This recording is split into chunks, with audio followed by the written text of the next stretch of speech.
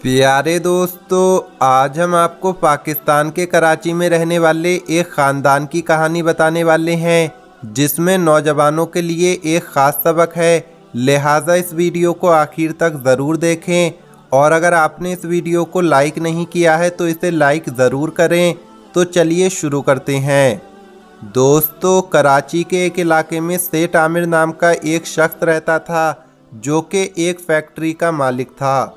उसकी उम्र तकरीबन 60 साल थी और उसकी इकलौती औलाद दानियाल था, जो अभी कॉलेज में पढ़ाई कर रहा था। दानियाल ने कॉलेज में ही एक लड़की से दोस्ती कर रखी थी और वो उससे मोहब्बत करता था।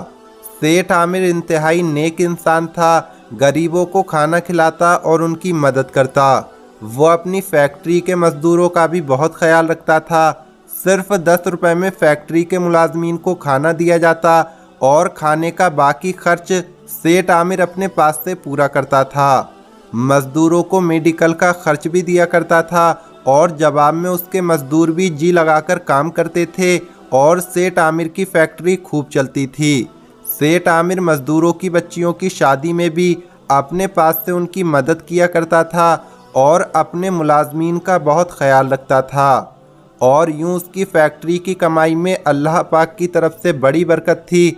वक्त बड़ा अच्छा गुजर रहा था, लेकिन अचानक एक दिन सेठ आमिर बीमार हो गया। उसके सीने में दर्द हुआ और अस्पताल पहुंचने से पहले ही सेठ आमिर का इंतकाल हो गया। अब फैक्ट्री की और घर की तमाम जिम्मेदारियां सेठ आमिर के बेटे दानियाल के सर पर आ गईं। दानियाल ने सारे मामला संभाल लिए और अपने वालिद के बनाए हुए उसूलों के मुताबिक अपनी फैक्ट्री को चलाने लगा। मज़दूरों की मदद करना और उन्हें 10 रुपए में खाना देने का सिलसिला चलता रहा। दानियाल की माँ को अब उसकी शादी की फ़िक्र होने लगी और दानियाल के लिए वो रिश्ते देखने लगी। लेकिन दानियाल को जो भी रिश्ते को वो बताती तो दानियाल उस रिश्ते से इनकार कर देता। उसकी माँ इस बात से बेहद परेशान थी कि दानियाल शादी के लिए क्यों नहीं मान रहा। दूसरी तरफ दानियाल की हिम्मत नहीं होती थी कि वो अपनी माँ को अपनी पसंद और अपनी मोहब्बत के बारे में बता सके। फिर उसकी माँ ने किसी के ज़रिए दानियाल से पता करवाया कि अगर उसको कोई पसंद है तो बता दे, अगर मुनासिब हुआ तो उसकी पसंद की शादी कर दी जाएगी। लिहाजा दानियाल ने बता दिया।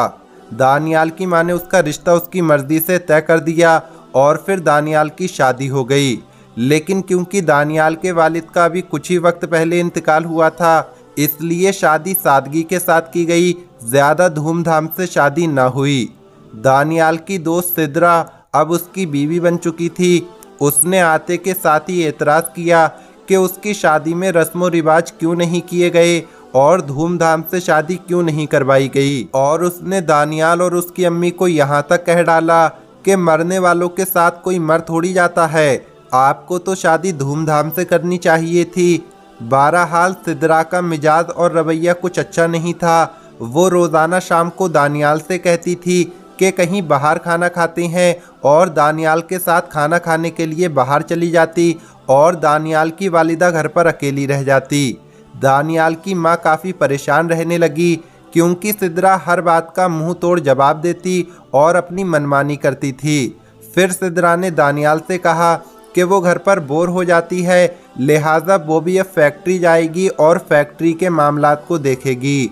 दानियाल की अम्मी ने काफ़ी मना किया, लेकिन उसके बावजूद सिद्रा नहीं मानी और उसने फैक्ट्री जाना शुरू कर दिया। सिद्रा ने फैक्ट्री जाने के बाद जो पहला काम किया वो ये था कि उसने कैंटीन पर 10 रुपए में मिलने वाला खाना बंद करवा दिया और कहने लगी, ये क्या तमाशा है, इन मज़दूरों को अपनी जेब से खाना खिलाया जा रहा है और फैक्ट्री पर इनके खाने का बोझ डाला जा रहा है। दानियाल ने उसको काफ़ी समझाया कि ये मेरे अब्बू के दौर से चला आ रहा है और ऐसा ही होगा, मैं इसको बंद नहीं करूँगा। लेकिन सिद्रा ने ये बंद करवा दिया, उसने किसी की भी बात नहीं मानी। इसके बाद सिद्रा ने मेडिकल में मज़दूरों को जो दवाई दी जाती थी वो भी बंद करवा दी। सिद्रा हर मामले में ज़िद करती और दानियाल के ना चाहते हुए भी वो फैक्ट्री के मुलाजमीन के साथ होने वाली तमाम भलाइयों को ख़त्म करती जा रही थी। मुलाजमीन सिद्रा के रवैये से सख्त परेशान थे और मुतमईन न होने की वजह से उनके काम में वो दिलचस्पी ना रही जो सेठ आमिर के दौर में हुआ करती थी। फैक्ट्री का एक मजदूर जो बहुत गरीब इंसान था, वो दानियाल के घर का बचा कुचा खाना अपने बच्चों के लिए ले जाता था और इस तरह उसके बच्चों को खाना मिल जाता था। लेकिन एक दिन सिद्रा ने उसको देख लिया और उस पर बरस पड़ी कि ये कहाँ लेकर जा रही हो। उसने बताया कि मैं बचा कुचा खाना अपने बच्चों के लिए ले जाता हूँ जिससे उनका पेट भरता है। सिद्रा ने वो थैला उससे खींच लिया और कहने लगी, हमने ठेका थोड़ी उठाया हुआ है तुम्हारे बच्चों का, हम मेहनत इसलिए नहीं करते कि आप जैसे लोगों का पेट भरे। सिद्रा ने तमाम बातें सुनाने के साथ साथ उसका वो थैला उसके हाथ से छीनकर कचरे के डिब्बे में फेंक दिया। सिद्रा के ये जुल्म बर्दाश्त से बाहर थे। उसी दिन सिद्रा के फ़ोन पर एक कॉल आई जिसमें एक शख्स ने उससे कहा कि कल तक हमें 5 करोड़ की रकम चाहिए वरना। इतने में सिद्रा चीख उठी, वरना क्या करोगे? तुम लोग समझते क्या हो अपने आप को? कभी 5 करोड़ देखे भी हैं जो 5 करोड़ की बातें कर रहे हो? दानियाल की माँ ने उसकी बातें सुन ली और उसने कहा, इन लोगों को कुछ रकम देकर जान छुड़वाना बेहतर है। तुम दानियाल को बताकर इसका कुछ हल करो, कोई खतरनाक लोग ना हो। लेकिन उसने सुनी अनसुनी कर दी। दानियाल को भी इस बात का इल्म हुआ तो उसने सिद्रा को समझाने की कोशिश की कि ये कराची है, ये कॉल फालतू वाली नहीं हो सकती, लिहाजा या तो पुलिस की मदद लेते हैं या उनसे पीछा छुड़ाते हैं।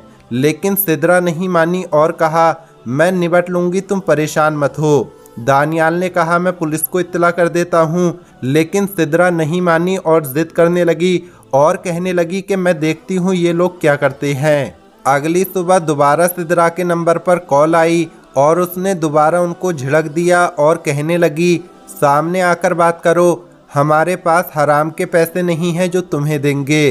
कॉल पर बोलने वाले शख्स ने कहा, ये तुम्हारे लिए आखिरी वार्निंग है, 3 बजे तक की मोहलत है तुम्हारे पास।